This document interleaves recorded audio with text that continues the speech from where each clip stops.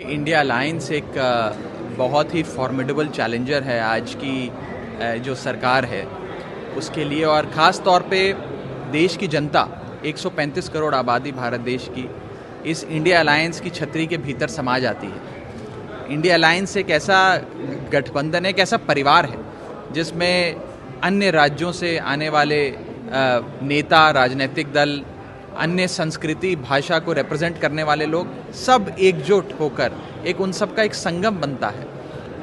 और देश की जनता को इंडिया अलायंस से बहुत उम्मीदें हैं। आज की जो सरकार है उसने भारत देश की जनता को महंगाई, बेरोजगारी, तमाम तरीके की बीमारियां लगा दी हैं, रोग लगा दिया इस देश को। इंडिया अलायंस से लोगों की उम्मीद है कि इंडिया अलायंस इन रोगों से भारत देश की मुक्ति कराएगा, निजात दिलाएगा और भारत को फिर से प्रगति की राह पर, उन्नति की राह पर आगे ले चलेगा।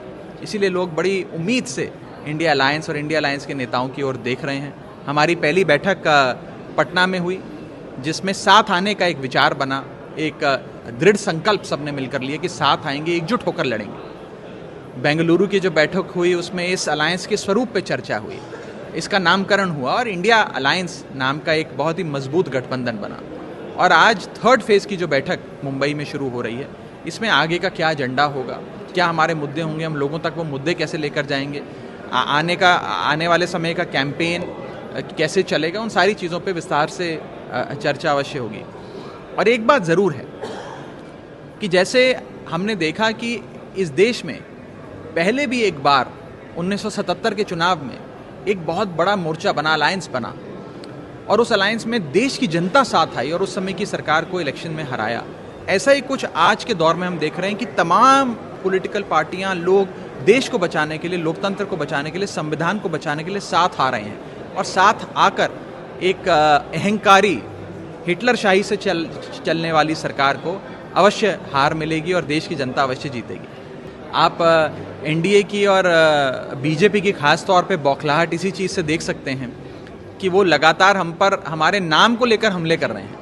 और इतने बड़े बड़े लोग, यहाँ तक कि प्राइम मिनिस्टर ऑफ इंडिया, जिन्होंने कॉन्स्टिट्यूशन ऑफ इंडिया के तहत अपना कार्यभार संभाला, इंडियन फ्लैग के नीचे खड़े होकर शपथ ली, प्रेसिडेंट ऑफ इंडिया ने उन्हें शपथ दिलाई, गवर्नमेंट ऑफ इंडिया के वो मुखिया हैं, सरकार में आने के बाद startup India, skill India, make in India, बढ़ेगा इंडिया, खेलो इंडिया, चलेगा इंडिया, न जाने कौन कौन सी स्कीम्स उन्होंने लॉन्च करी, नीतियाँ लॉन्च करी। आज उसी पार्टी को और उन्हीं लोगों को इंडिया शब्द से नफरत हो गई। आज ये हमारे अलायंस का जो कंपैरिजन है वो किसी आतंकवादी संगठन से कर रहे हैं क्योंकि उन्हें इंडिया शब्द से इतनी नफरत हो गई।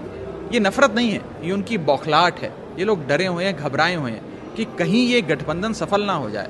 और आप देखिए रोज़ हर प्रकार से बीजेपी यही प्रयास करती है कि अलायंस फेल हो जाए। कभी कोई मनगढ़ंत आरोप लगा देगी, कभी ये शगुफा फैला देगी कि इस अलायंस के बीच में तो बड़ी टकरार है, आपस में लोग लड़ रहे हैं, लाठियां चल रही हैं, न जाने क्या क्या फैला देते हैं। लेकिन हम सब ये बात समझते हैं और देश की जनता भी ये बात समझती है कि बीजेपी तो हर संभव कोशिश करेगी कि अलायंस फेल हो जाए, लेकिन ये अलायंस फेल होने वाला नहीं है। क्योंकि ये अलायंस सिर्फ 4, 10, 50 नेता जो उस कमरे में बैठे उनका अलायंस नहीं है। ये अलायंस वास्तव में भारत की 135 करोड़ आबादी का अलायंस है।